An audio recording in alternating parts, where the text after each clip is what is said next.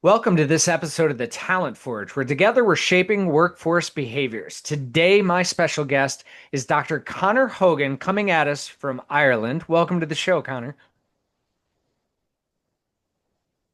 Thanks for having me, Jay. So, I'm really excited to get into a conversation with you because our backgrounds are very much aligned. Can you help the audience understand how did you get into this space of neuroscience and coaching and talent development? Yeah, well, I mean, the last piece first. I think initially I was a sportsman, and even when I was very young, probably 10 to 14 years of age, I was training and coaching young players under the age of 10. And so I was quite talented, and I used to go down on my Saturday mornings.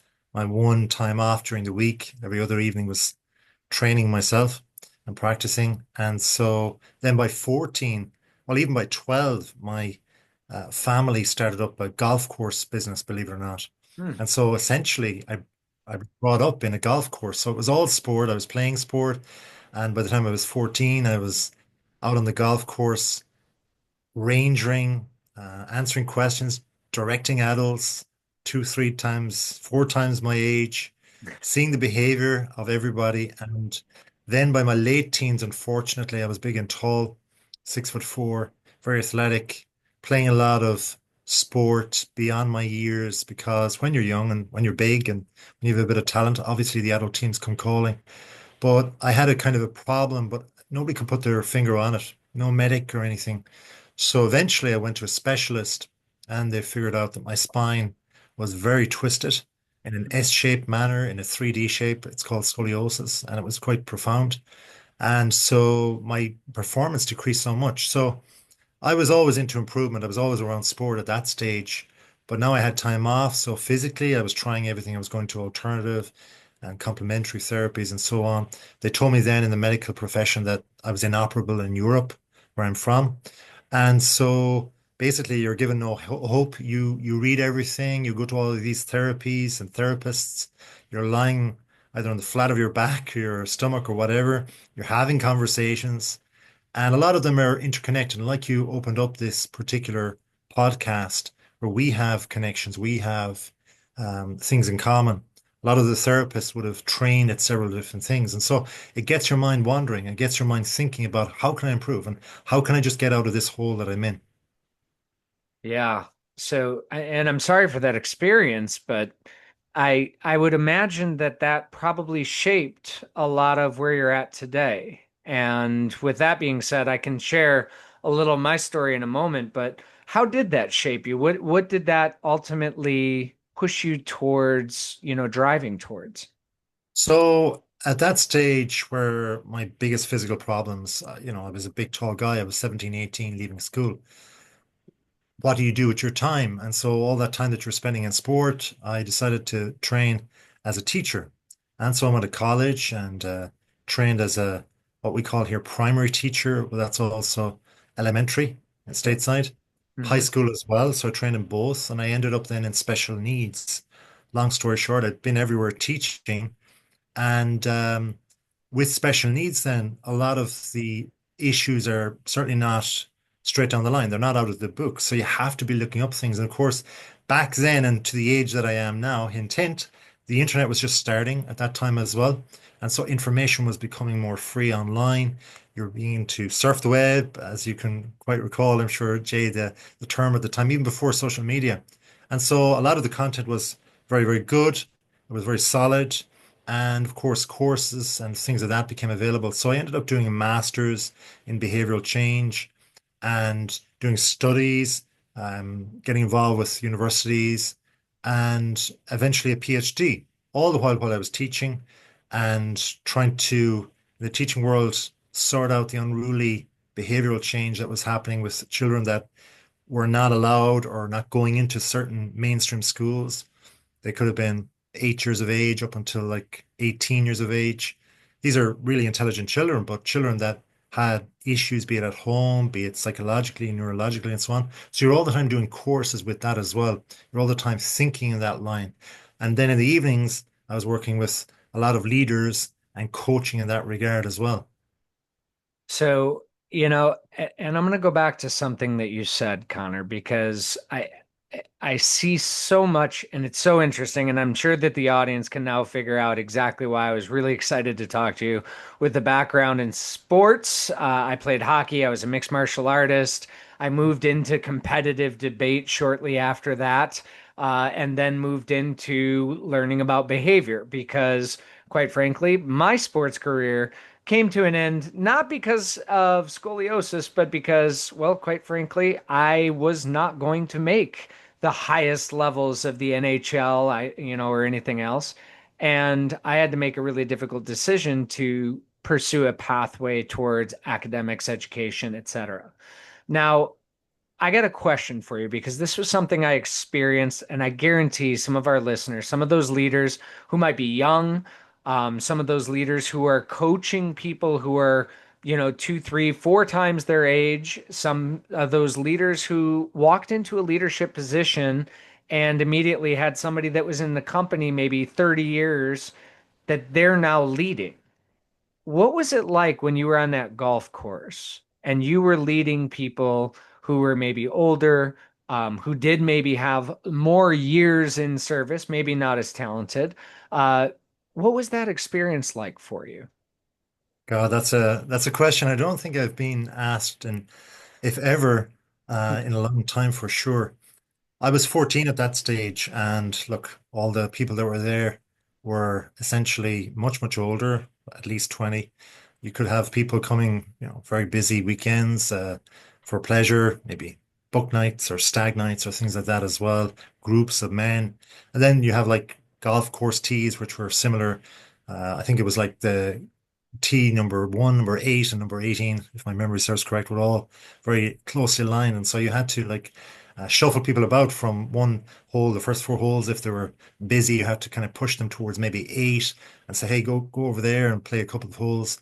So communication, you had to have good communication skills. You had to be able to be in the moment straight away and see what's going on, read the groups, see how they're getting on when they're closely beside each other. And that's very linked to office culture, of course, if you're sitting beside somebody or near people, if you have different projects, and you have to find out who the leader is. If you can find out who the leader is and who the person is that perhaps has paid the money in that regard on the golf course, that's the person that you need to communicate most with.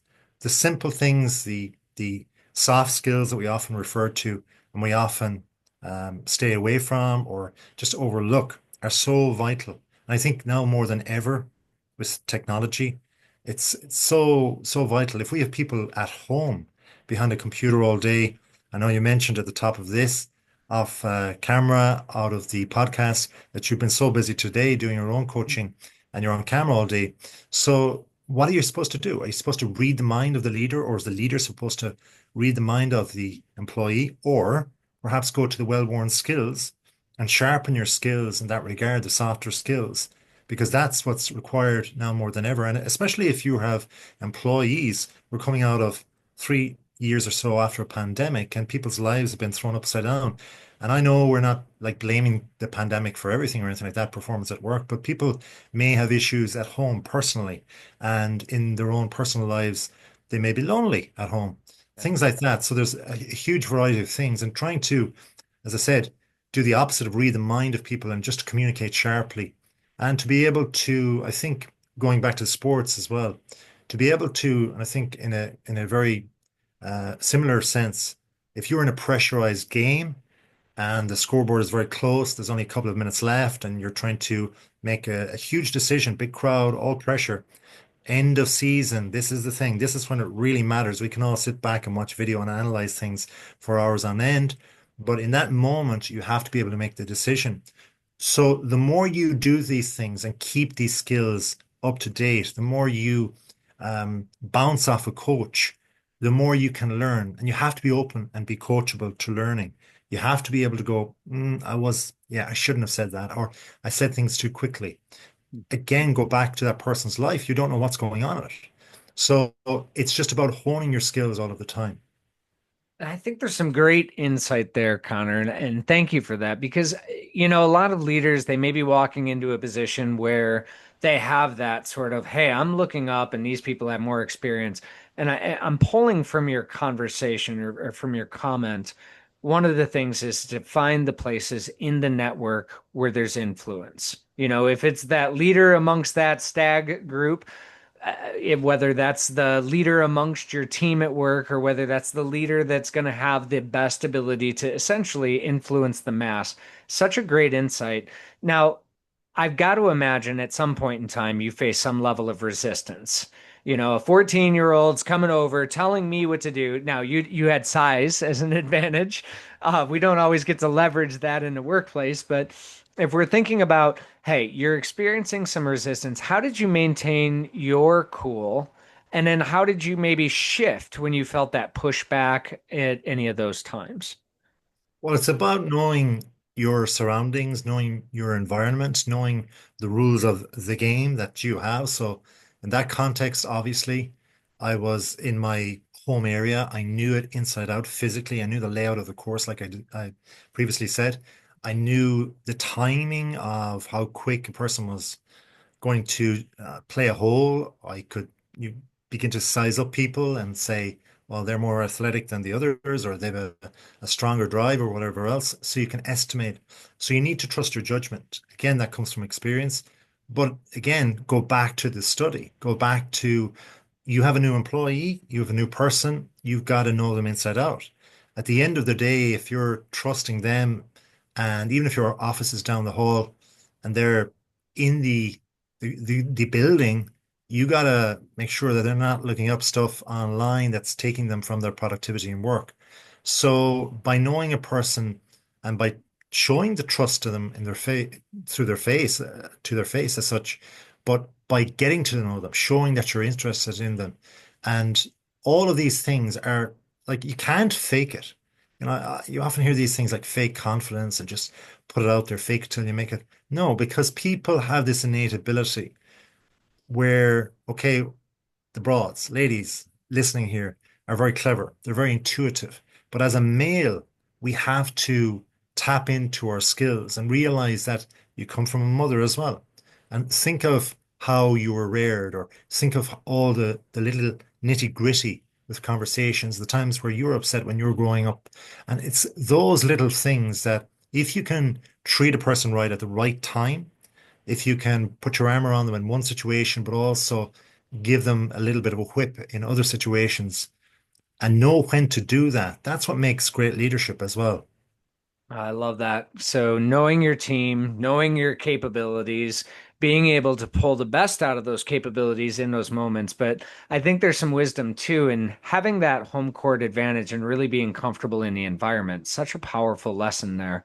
So let's transition because one of the things that you work with directly is being able to help navigate situations where there might be anxiety or frustration or those sort of stress related things. And I know the leaders, the managers, and all of those that are listening right now, they're thinking to themselves, it's never been more stressful to be a leader or a manager in the workplace.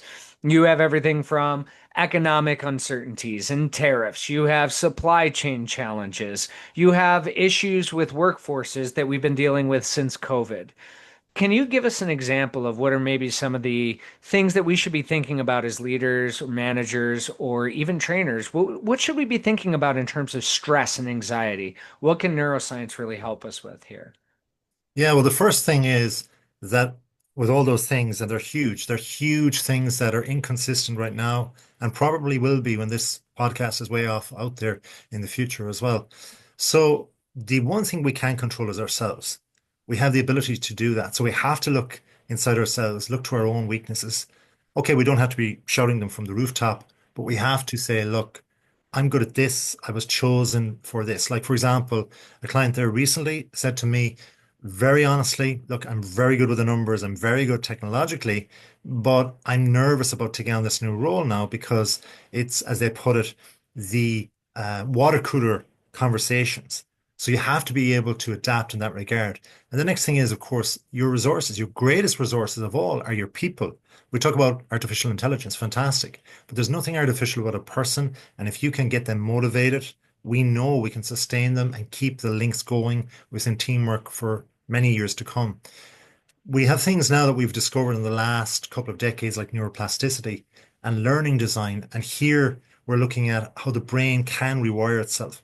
So rather than going over old neural pathways, we're actually, if you're inspired, if you're learning, if you're doing the right type of learning design within your specific company, you're actually starting off brand new, almost buds in your brain where you Mm. can spring forward. And that's a wonderful thing. That means you can, to a certain degree, teach old dogs new tricks. So think of the experienced one. Maybe they're demotivated for whatever reason, but they have such experience and they keep the culture going. Maybe they have that bit of leadership as well, but they're not inspired. So we have to find ways to get in there and realize that the brain can rewire itself. Okay, albeit at a slower pace, but that's where other things come in, like the role of emotion. If we can check out what's going on with our amygdala, which is a tricky tongue twister at the very best of times, and look at the hippocampus within our brains as well, and how that integrates together, and how the emotions, like we know often for some reason in our human psyche, we know how to get at people. We know how to like bug them, like our partners, like our children. If we want to get them out of bed on a summer's morning or something when they're not in school and they're sleeping a bit later, we can whip the sheets off them or something like that and just get them out, open the window, put on the hairdryer, whatever else. But how can we actually, the skills of doing it in a way where the person realizes, yes, it's emotional, but it's inspiring me rather than actually threatening me.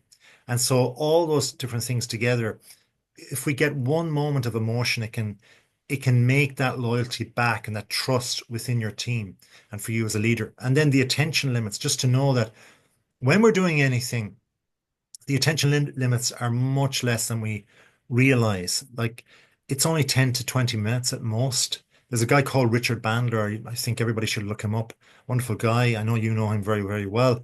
And he started off neuro linguistic programming. And one of the interesting things he was saying at the start, of course, was that our attention spans are much smaller than we actually think. Now, that's back decades ago. That's when, if we look at a movie even from 30 years ago, 20 years ago, great movies, like 2, 3 hour movies, which are much longer than what they are nowadays. And there was a very slow start. We had a big, long um, credits coming in at the start and then a very slow burn or maybe 30 minutes. Nowadays, it's even less than the 10 to 20 minutes. We look at TikTok. So that's like growing so much and it's rewiring, going back to that earlier point about the neuroplasticity.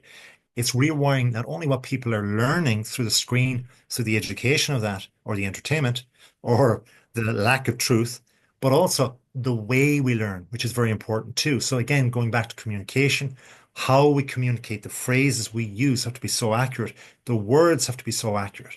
And then we have like things like rest and sleep and how we, again, if we have people working from home, just knowing, having kind of those water cooler conversations with them and finding out, eliciting very subtly what is going on there. What time are they going to bed? What time are they getting up? Because there's wake sleep cycles going on there at the different times you wake, be it a half hour early or a half hour late.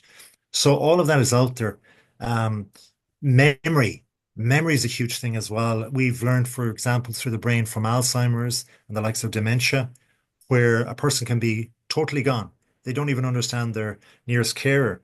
But when it comes to things like music, again, eliciting the emotion, again, we can consolidate something that should have been learned maybe 20 years ago. And there's a thing called latent learning as well, where the aha moment comes in when you're on the job, where very talented people, for example, you put somebody on a course, but they just don't get it until they put their activity into place. And that's where we need to have interaction that's positive. So we have teamwork exercises, we use the activity, and that's when a person who really has talent and you go, gosh, they have so much. They can glue people together. They can be like my sidekick here, but they just technically don't have the skills yet, or they don't really get it. And suddenly that's where the aha moment comes. So people can learn after the fact. Things can come all together for them. So knowing all these things, like it's a bunch of tricks really, but just being able to adapt them to your particular situation are so important. That adaptability is a key skill for sure. And it's interesting, as you were talking about the dementia and Alzheimer's, it's actually something that kind of hits a little close. My dad had suffered from dementia and Alzheimer's before he had passed. And it was really interesting because my sister was the primary caretaker, and I would take him on a weekend when I was home and I wasn't traveling and speaking and so on and so forth. I'd have him come stay with me. Well, where I live now is actually, it was his cottage. It was his summer home. So it was almost as though it was really interesting. The experiences that my sister would have were very different than some of the experiences that I would. It was almost like I was transporting him back into a younger time. And his mobility was different. His cognition was slightly different. His thought processing was a little bit different. So I want to pair this into what you're talking about specifically for some of those leaders. The environment that we're in is going to change. It's going to shift, just like that patient who's going from one place to another. How can we protect ourselves from that sort of uncertainty that we know is going to happen? We know there's going to be future uncertainty. How can we prepare ourselves, either environmentally or setting ourselves up for success, to make sure that we're putting ourselves in the right positions to shift a behavior when it becomes time to shift that behavior? When it becomes time to shift our behavior, or even ideally, if we imagine a stick car, and I'll say car because, I know the accent can be a little bit tricky on that word. But if you can imagine going from first gear, second gear, third gear, fourth gear, fifth gear, and then back into second, third, up and down the highway, going off the side roads and so on, that is work. That is leadership. That is being able to deal with different people. A lot of leaders, unfortunately, are very good at fourth and fifth gear. Hmm. They have big thinking. They have all the great things that are needed, higher order skills, higher performance, but they can't pull back to second or third gear. So when they come off the highway and they encounter that windy, twisty road, that's when it becomes difficult. And so the answer of all of that, and to be able to change your behavior in many different ways and to be open to it, is to be present. Throughout all the studies, throughout east and west of the world, throughout history, and now more so than ever, being present in the moment is so difficult. Now, I challenge every listener or every watcher of this and think to yourself, are you doing two things at once? Well, if you are, you're not being fully present. That is the truth of it all. And so being fully present allows us to change those gears up and down. And if we can do it, and going back to the analogy of the sports performer, the sports manager in that moment, we know when the clock is ticking, you're taking that last shot in basketball, for example, and the buzzer goes, or you have that timeout and you have a couple of seconds left, you have to make that decision at the right time. People, your team members will respect you if you're present. They will respect you if you seem to be doing research, thinking about the things that you already know and you've learned. You've only a couple of seconds to do that. And when you have that presence of mind, then even if it goes wrong, most people will continue to be on your side, and you can learn from that experience. And of course, when things go right, wonderful. But it's the person who's lacking the presence, that's where stress pops in, the little crevices there, and things from home, or a text you got from home, or a phone call, or something you're worried about somebody in your family. That's when it all comes on top of us. It kind of crescendos.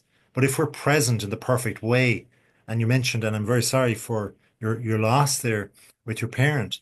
But I can throw this back on you just to finally finish on this point, is that I'm sure it was very, very difficult at that time and at all times for anybody in that regard when they have a loved one and they're caring for them.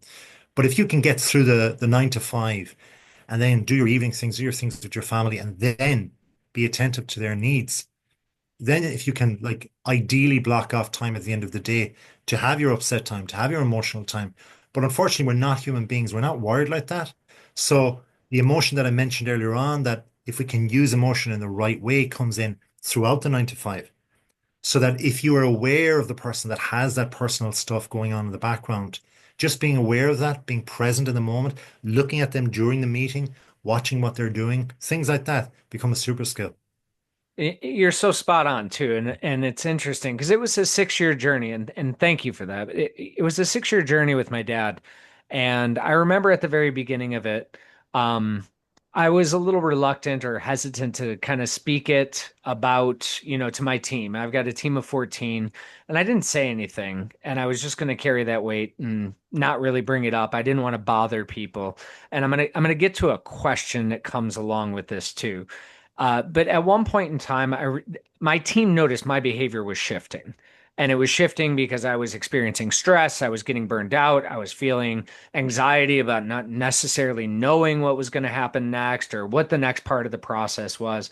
And one of my teammates empathetically and very kindly said, "Jay, look, I know there's something going on. We know you, we know your behavior. Spill it. What's happening?" And I did. And it was a pivotal moment for me because when I opened up that emotion, I got kindness and I got that empathy back. And we were able to have some shared moments. And it really did shift the way that I showed up at work, the way that I showed up as CEO, the way that I showed up probably as a caretaker as well.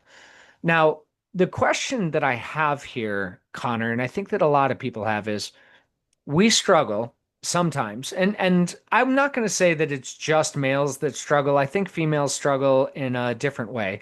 Sometimes they don't want to struggle by showing emotion because they will be painted and or perceived as weak. Males kind of the same thing. When we think about emotion and from a leadership perspective, how do we navigate that resistance that we feel internally of saying, I don't want to tell people that I'm upset. I don't want to tell people I'm frustrated. I don't want to disclose or be vulnerable, or I'm not allowed to not know something. And we have these sort of like embedded fears in our brain. How do we get past that? How do we navigate that? And how do we create balance where we're maybe not sharing too much, but we're sharing enough that's creating connections? Yeah, I think part of the answer is then of that question is in the question, to be honest. And you mentioned the word vulnerability. And I would also kind of align that with think to yourself approaching every situation, every tricky situation, a meeting or conversation with a person you don't want to have, but you have to have, be it a client or some employee. Think to yourself, what's the worst thing that can happen here? What's the worst thing that if I offload this, even in a very subtle manner, that can happen?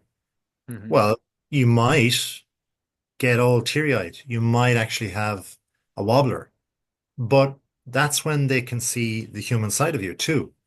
At the end of the day, we're trying to like the word authenticity is banded about on social media. And if we go back over, I think it's around 2010 where social media started off first. And if we look at even our most favorite particular social media platform like YouTube or any of those that are around since then, Facebook, they have all augmented in some way. They have all altered or changed. Human Yeah. behavior has slightly changed throughout that. And one of the things that's been banded about in the last few years has been be authentic. Whereas prior to that, people would have been like hiring out like almost news crews to record everything. Now we have the technology, of course, and you're doing it right here, to almost do it all yourself, which is wonderful. But we have to be authentic. You mentioned burnout there previously as well. You'll burn out if you're not being authentic. So it's not about reading all of the books, the Brian Tracy's and these wonderful books on leadership and then trying to be Brian Tracy. It's about just if you can take one little thing from that book and then look for another book maybe that I mentioned and try and get a little bit from that.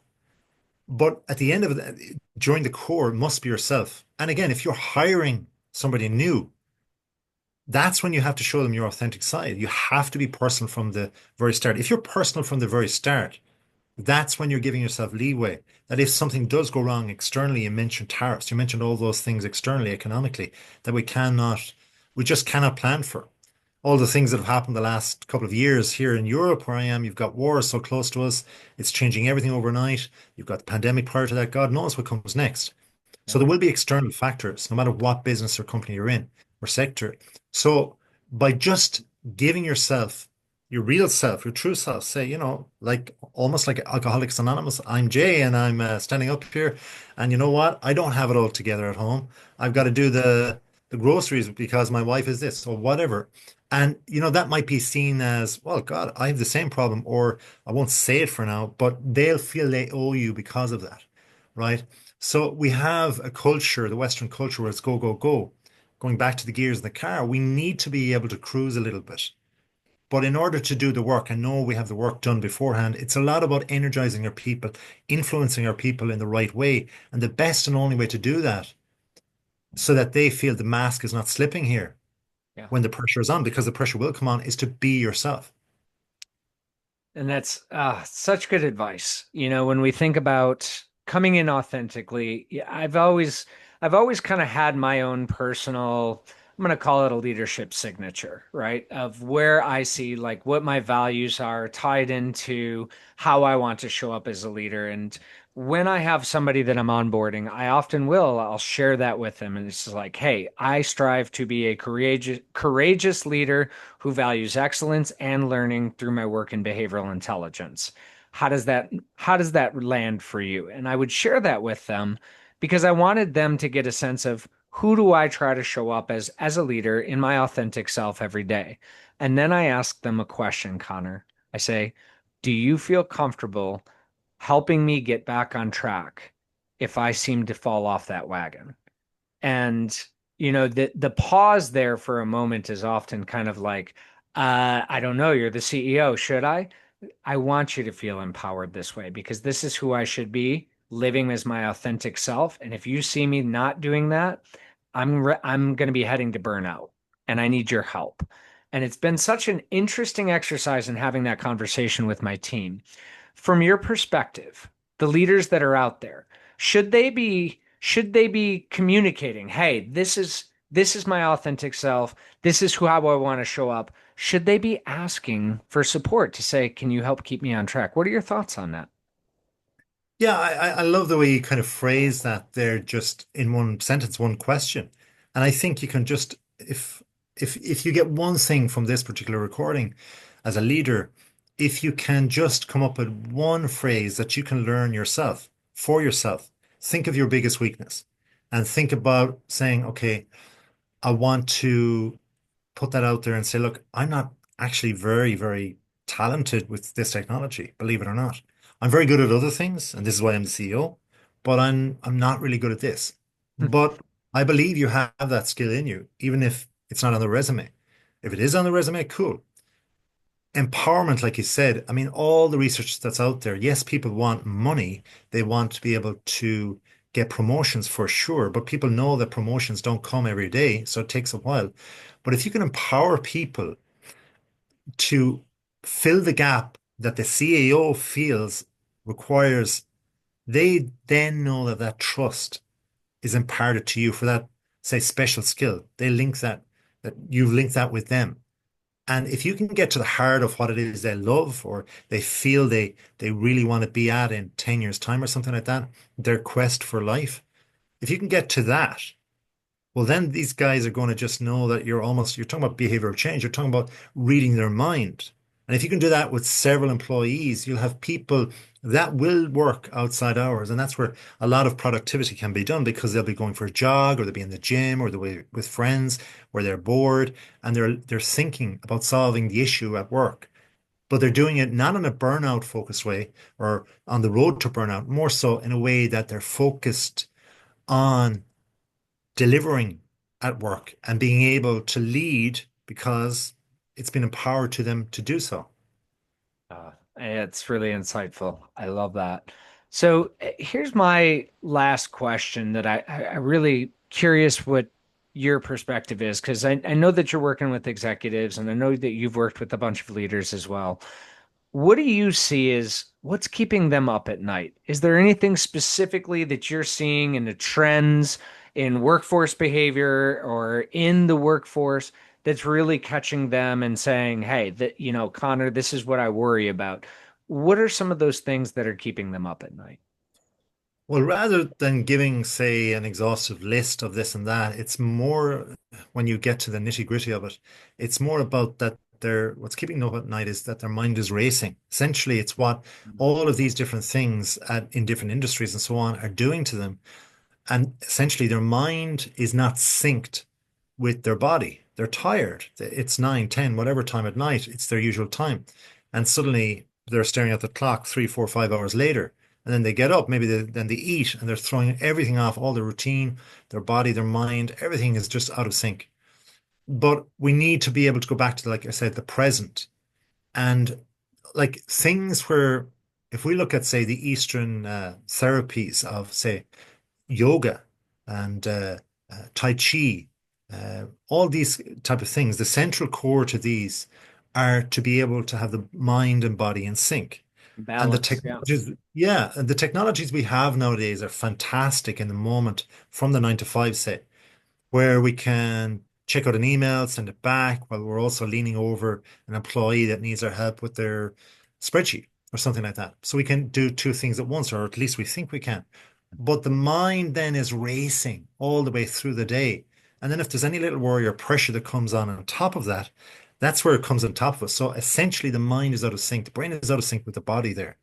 And that's where meditation and all these wonderful skills to slow ourselves down. And if we go back to the analogy of the car with the stake, the gear shift, where we're going from 1 to 5, that we're actually faster and more sustainable in gear 3. If we can realize ideally to go from 5 back down to 2 to 4 to 3 and average of 3, and then, yeah, of course, go to 5 at some stage too. But we then can see what's coming up around the corner. We can, uh, other skills are coming along. We can empower people. We can actually delegate further and deeper to people. They feel more empowered. So there's only a me, but if you can have 10, you mentioned 14, that's a lot of people who assume leadership if done correctly. No, and it's a great insight. When we think about how we keep ourselves present, that is one of the biggest challenges. As you mentioned a couple of times, and I think so rightly so, the number of distractions, the number of different things that can penetrate our daily lives, the things that can draw our attention away from really what matters or what's important. The list is infinite, and there's an infinite amount of time that could be spent on that list. So, if you were to give one last piece of advice, how to pull ourselves back. When we lose that, when we get distracted as a leader, when I get distracted, when I start to lose focus, what is one great way that I can pull myself back into presence and really kind of realign my perception? Well, it's one of the greatest, perhaps, philosophical questions of all time. What is it all for? And only you, the individual listener, watcher, viewer, can answer that for themselves. Maybe this particular business or company is just the first of many. Maybe it's just the breadwinning one and they're going to funnel money into something else. Maybe it's to get children or young people through college. Well, then, if that's the case, you need to spend time with those people too. So you need to pull it back to the balance. Take time out during the day. Our brain, by the way, loves that. This is where ideas come from. When I mentioned the jog, the run earlier on, when you're actually actively going out there to do something totally different outside the 9 to 5, you're trying to do other things in your life. That's when solutions come through and you kind of go, aha, why didn't I think of that before? Simple things. But that's what happens with stress. Before you know it, it's like the darkness of night just falls at the end of autumn. So you need to be able to have the headlights on it the whole time. And to do that is to pull back. I'm not saying go slower. I'm saying pull back, have a more holistic viewpoint, be more objective, as if you're on the top of the mountain to be able to see everything and to put yourself in the center of it all. And if you do that, believe it or not, everything and everybody around you will reciprocate from that. And then they'll see that presence is greater than you first made out to be. I love that question. What's it all for? I think that's such a powerful way for us to kind of realign and just really kind of take into, hey, where am I at? What do I need to focus on? And what's it all for? Love that. So this has been such a fascinating conversation, and I knew that it would be. Uh, Dr. Connor, if our audience wanted to get in touch with you, how would they connect with you? Sure, yeah, you can get in touch on xfactorflow.com. So you have the X Factor and we'll give you the flow. I love it. Well, I want to say thank you for taking the time to be here with me. I know that it's in the later hours of the evening for you, and for making the time to come and share your knowledge and experience with the audience and with me. It's been a great conversation. So thank you. Thank you, Jay. And thank you, audience, for tuning into this episode of The Talent Forge, where together we're shaping the workforce behaviors.